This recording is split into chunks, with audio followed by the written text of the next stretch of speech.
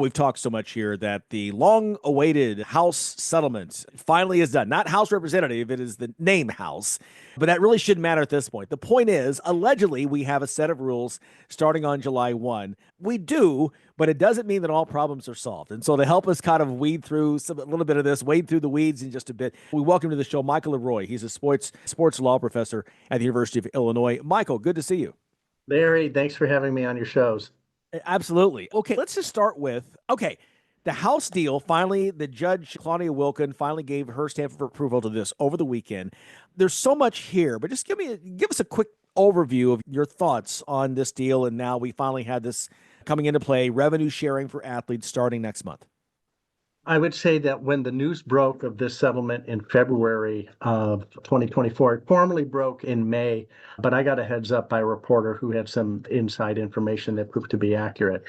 The economics of NIL have changed dramatically even since then. If we think of Bryce Underwood signing with Michigan, first reported at 10.5 million, revised to 12 million, financed by Oracle's founder and primary owner, Larry Ellison.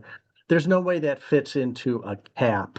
That's just a nice, discrete, single instance, and we've had other athletes sign these mega deals. So now we fast forward, Larry, into what happened on a Friday night with the final approval of this settlement. The terms have not shifted around much at all from last May, so 13 months forward. But again, the economics have changed dramatically. And by that, the next step forward is athletes who have signed template contracts with their schools. I have copies of these from the SEC and Big Ten and Big 12, and I'm focusing on the two major conferences.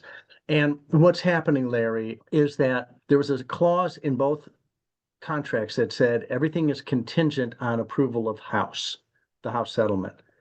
Here we are the week after, and what schools very likely are going to do is come back to those athletes and have them sign what's called a long form agreement.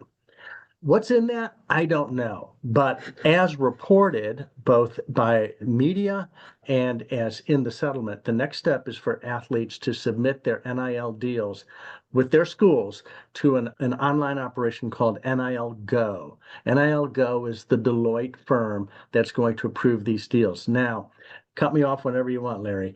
But just to set this up. Great, keep going.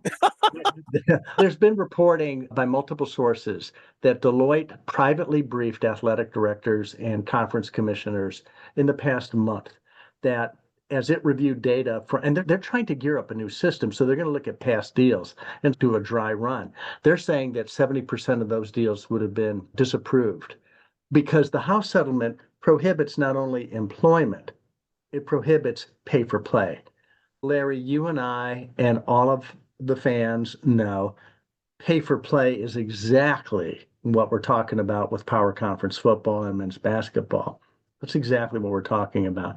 So we have jumped into a system that looks settled. It is not settled. If this holds up, 70% of these NIL deals will not be approved. What happens then?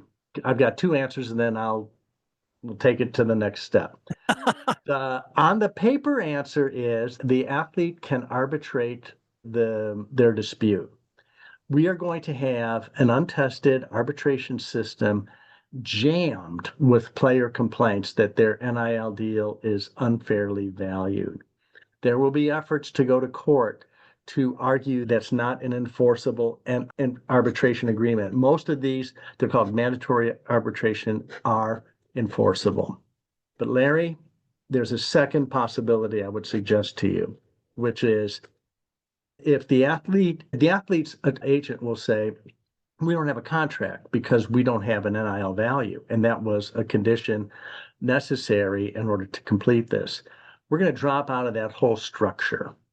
What I'm not saying I anticipate it, but what I think is possible is a whole lot of athletes, such as highly paid athletes who are getting paid for play, but Deloitte says no, won't sign an agreement, but they'll stay with the school and they'll just get the funding from a Larry Ellison and bypass the system.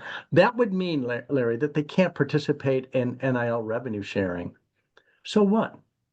For some of these guys, Getting outside of the cap and outside the deal is better. Now, I don't know that for a fact. In fact, an athletic director, pick your school, wouldn't be able to tell you confidently that what's going to happen either. But I think, and you and I are on the same page as we discussed here in the commercial break, that we're thinking the same thing. To your point, let's just take Bryce Underwood, like you said. If that value is 12 million, it's not going to pass muster. Isn't the house deal, say 20.8 million is the number that you're sharing? So there's no way in the world you can give one player 60% of that money. Exactly. Things have changed in less than 18 months dramatically. Yeah. I'll give you some context for this, Larry. I at the end of the 2022-2023 season, so we're talking about, we just finished 2024, 2025. 2 years ago, I was able to work with a Power Four conference school and get an anonymized database for all their NIL deals. And those deals amounted to $5.6 million 2 years ago. 90% were in either football or men's basketball. That school, like all Power Four conference schools, has pledged to spend up to the cap, 20.5 million. So Larry, what that means is this one school has nearly quadrupled its NIL budget in 2 years. I suspect that's true for many Power Four conferences, and I also suspect that quadrupling it doesn't capture what the economic reality is. It is I don't even have a vocabulary. Quintupled, septupled, it's seven, eightfold. That's what the market is. So we're stuck with a system that's going to freeze in place for 10 years, a model that will adjust the economics very incrementally while we expand college football playoff money will roll in here in gargantuan sums. New conference TV deals will take place, new partnerships that we can't even imagine are occurring and will occur. This universe of money is exploding, and players are handicapped with a 10-year system that, true, it pays them, but more importantly, greatly undervalues their contribution to the success of the enterprise. We are talking with Michael LeRoy. He's a sports law professor at the University of Illinois. And as you have figured out, if you're just joining us, this is a guy, one of the experts on this, and not just somebody just surmising. He's deep in the weeds. And so we're honored to have you here on the show. I joked in a group text, Michael, just a few days ago, and on a message board as well. I said, here's the thing. My concern is that there is absolutely nothing that stops, to your point, of going back to the system we had before of the money under the table. The difference is, instead of having the money in McDonald's bags, you now need Macy's sacks to carry that money from point A to point B. Spot on. That's spot on. I'm a research professor, and so I'm very fortunate to be able to come onto your show and to share. But I compare what we have emerging here to what baseball players experienced from 1885 to 1915. The point simply is that Major League Baseball imposed a reserve clause and a boycotting clause so you couldn't tamper or move, and froze players in place, held their pay constant. But there was always competition that would undermine this cartel. And so when you talk about money in the bag and so forth, or the Brinks truck, that's what's going to happen again. The more things change, the more they stay the same. As part of this study, I am looking at a history of college athletics. When I started this research 3 years ago, I thought college athletics just blew up in the 50s or 60s. That is so wrong. College football was a big deal 100 years ago. Even on my campus, Memorial Stadium was built 100 years ago. It held 79,000 or 78,000. You don't build a stadium with 78,000 unless you think fans are going to show up. Now, my point in making that is athletes were paid back then too. They would sell yearbooks for the university and a sponsor would pay them. All these sort of side deals. That's what we're talking about today. I'll shoot out a tweet for your business organization. Where's my $1,000,000? That's what I think we're going. I think we're going back to it, but I don't think we ever left it, you know?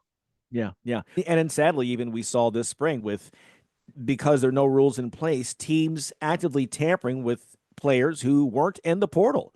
And like we've said before, at the end of the basketball season, if you really think that player X, who decides on Tuesday to enter the transfer portal and then just chooses his new team the following Monday, if you really think that wasn't already in place, I got some land to sell you in Florida. This can't be this naive, right? In this day and age. And to your point, to me, and I don't mean to be cynical because I think the players deserve they're the ones that are creating this revenue stream. So I am at the front of that line with my picket sign saying, yes, they deserve compensation. But in my opinion, what we've done during this time right now is we've created fresh new vehicles through which you can get this illegal money. You now have agents. These players have agents. There's nothing to stop a deal to say, okay, listen, we can't deposit $2 million in your account today, but here's an agreement we'll sign. They'll give me the money. We'll put in this escrow over here in the Caymans, and we'll get the money to you. Yeah. Am I on the line here? No, you're spot on. I've had conversations with 4 NIL attorneys in the past 5 months ongoing. And just to peel one layer back here, they express concern with unethical agents. That's what you're describing as an unethical agent. These are licensed attorneys. They want to do things by the law. They want to maximize benefits for their clients. They're also very concerned about, and apart from the deals we're talking about, and maybe we can discuss this on the back end of the break or whatever, but I'm looking at these NIL deals, Larry, and it is an asset stripping model. Okay, now let me tell you what I mean by that. The athlete is assigning their NIL rights to the school and onto the conference. The conference is selling off rights to what are called licensees and sub-licensees. So just to take a point, the SEC contract specifically says that a player's tattoo is part of that person's NIL. That's a very personal thing. That's a human being's skin, okay? They're literally selling that image on that player's tattoo. Some of them are inspirational, some of them are funny, some of them are mysterious, but all of that can be sold off. The tattoo is sold, the voice is sold, the image is sold, the handle, the social media handle is sold. Everything is sold. It's like a venture capital model in real estate that buys a piece of property and starts selling everything off and renting back to the user of the property at exorbitant interest rates. It's a one-sided deal. The athlete is stuck with the terms of that. And I am concerned, for example, about how an athlete transfers once they have irrevocably, and Larry, that's what it says, irrevocably assigned NIL rights under the Big Ten contract. How can you move? How can you move to the SEC or Big 12 or whatever if you have irrevocably assigned your NIL rights? So I think we're going to see, among other things, litigation between schools and between conferences because they are trying. These are monopolies. Let's just understand the House settlement is a response to a claim that the NCAA and power conferences behaved as a monopoly and deprived players of broadcast revenue. They haven't stopped behaving like a monopoly. They have taken the time, even in the past 13 months, to enhance their monopoly business. Wow. This brings me to, and boy, we're hitting, okay, I'm going to, you brought something up. This was going to be my final question. But boy, we're going to be calling you very soon and getting you back on the show here very quickly. Here's what I think House does. One of the things it does that was not intended when we began this, to your point, in early 2024. All the things you're talking about right now, it feels like this is taking this, the way this is structured, we are heading again toward giving more power to the Big Ten and the SEC over the other conferences. And maybe you add in the Big 12 to that. I don't know, the ACC right now has the legs for this, but you're creating, again, you're giving more power, and it's another step towards almost, I still think in 10 years we'll look back and it'll be the Big Ten and the SEC like the AFC and the NFC. I feel we're heading in that direction. Your thoughts? Does this kind of take us in that direction? Yes, the short answer is yes. And the short answer is the reason I look at the baseball wars is that's exactly what happened, is that the Federal League is a prime example of a highly capitalized league that was snuffed out by the National League. The National League incorporated several of their franchises and killed off the rest. And so I do anticipate an SEC Big Ten monopoly that absorbed the stronger schools. And the interesting question is, will they get rid of some of the weaker performing schools?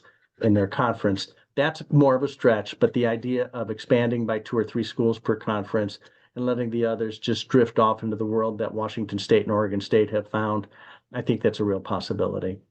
Let me ask you that really quick. That's been talked about in terms of, and let me just throw, I'm not trying to bust on this one school, but let's just say Purdue Right. is a school that right now they're strong in basketball, not real strong in football. That's a program that if, let's just say, again, it's all hypothetical. The Big Sure. Ten says, hey, we're looking to add Florida State, Miami, Clemson. And money wise, it doesn't quite work. Like we only want to split the pie so many ways. Purdue, unfortunately, I know you've been here for over 100 years. Sorry, we're going to cut ties. Again, it's a stretch. Not sure the Big Ten presidents, the way they're structured, would do that, but it feels like that is actually, it is on the table as a possibility, although it's a remote one. Yeah, I agree. And one quick way to think about it, Larry, is that the Big Ten powers, the Ohio States, Michigans, and so forth, could simply leave the Big Ten. You and I are talking about deleting a school from the Big Ten, but they could say, fellas, it's been good to know you. We're moving on. So you don't have to worry about this sort of. That's what we saw with Clemson and Florida State, is the we're moving on thing. But the possibility is they could move on to what amounts to a professional football conference or football league, a professional college football league. Leave the conference behind, not share money with the weaker performers. Yeah. It sounds ridiculous, but we're not, it's again, it's on the table. If they could see where they could double or triple their money, yeah. It's all about the money. Always has been, always will be. Yeah, Michael, I hate it, but I will leave it there. But my friend, you can guarantee you're going to see my name coming up on your email very shortly to get you back on the show. We'll give it a couple of weeks because this is all very changing and everything. Once we maybe get into the past July 1st, bring you on again and get more knowledge. We can't thank you enough for coming on the show and sharing your thoughts with us and bringing some clarity to this very difficult, complicated subject. It's been fun, Larry. I look forward to our next conversation. Take care. Okay, thank you so much. Once again, Michael LeRoy, he's a sports law professor at the University of Illinois, and again, one of the preeminent experts right now on this new world of college athletics and the NIL and the legal end of this. This isn't the end. This is really, in some ways, the beginning of the new world of college athletics. Michael, thank you again so much. We've got more to come. Stay with us.